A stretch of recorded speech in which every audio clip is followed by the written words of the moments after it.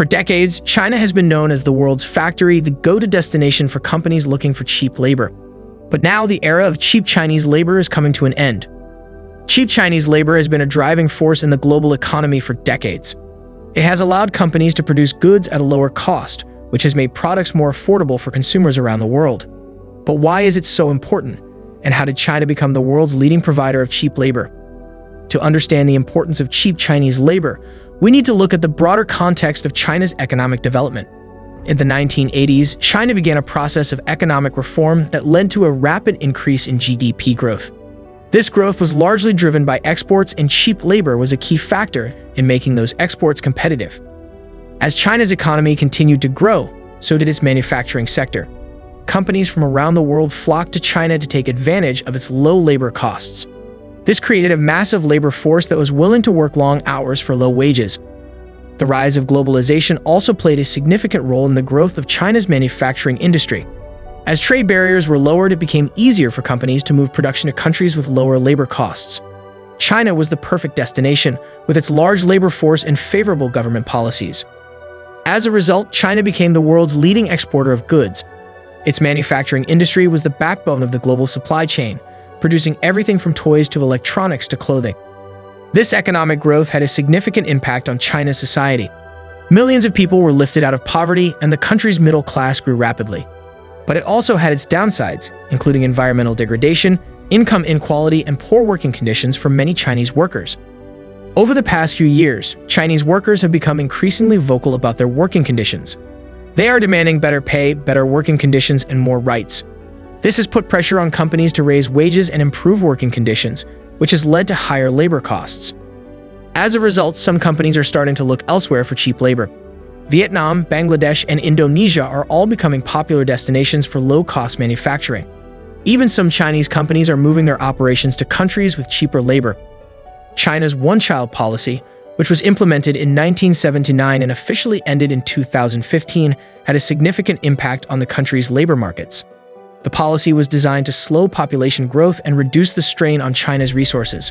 While it had some success in achieving these goals, it also had unintended consequences for China's labor force. With only one child per family, the Chinese population began to age rapidly. The number of people aged 65 and over has increased dramatically, while the number of working-age adults has started to decline. This demographic shift has made it harder for companies to find cheap labor. As the population ages, there are fewer young people entering the workforce.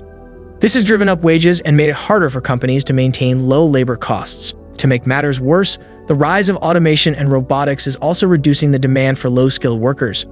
Many companies are turning to machines to perform tasks that were previously done by humans. This trend is likely to continue as technology continues to advance. The changing demographics of China are having a significant impact on the global economy. As labor costs rise, companies are starting to look elsewhere for cheap labor.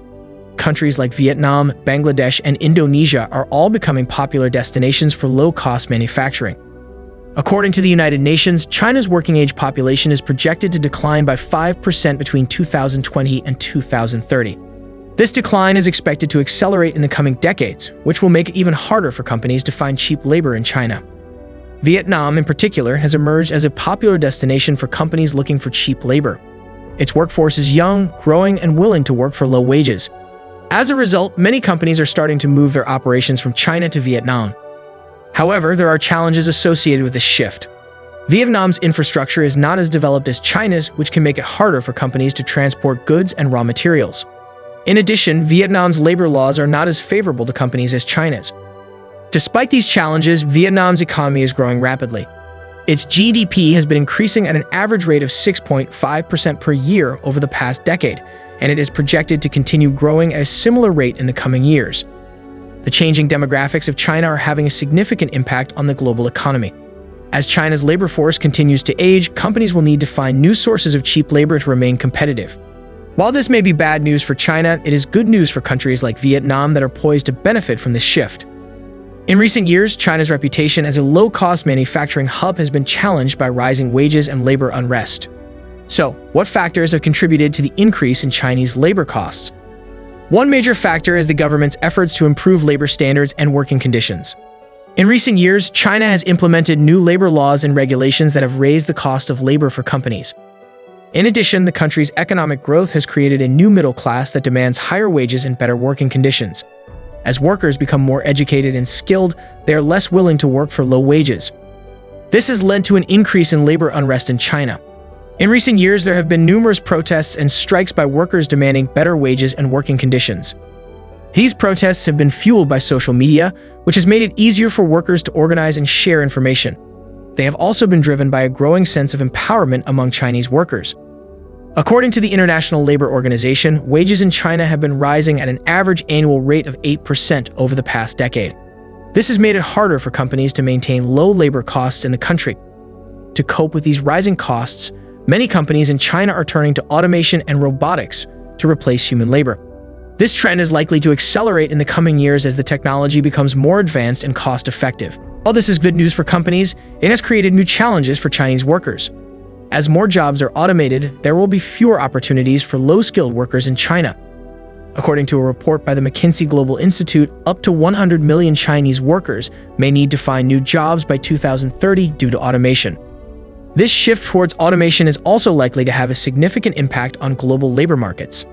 As Chinese companies invest in automation, they will be able to compete more effectively with companies in other countries, which could lead to further job losses in other parts of the world. The COVID-19 pandemic has had a significant impact on labor markets around the world, including in China, which has traditionally been the world's leading provider of cheap labor. So, how has the pandemic affected China's ability to provide cheap labor? The pandemic led to widespread shutdowns of factories and other businesses in China, which disrupted global supply chains and caused many companies to look for alternatives to Chinese labor.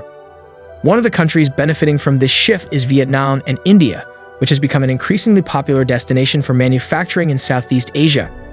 Vietnam has lower labor costs than China, and the country has also been more successful in containing the spread of COVID-19, which has made it an attractive destination for companies looking to reduce their dependence on China. India also comes in as an alternative solution for production as they have quality and talented labor. For instance, the move made by Apple to shift its manufacturing to India speaks for itself.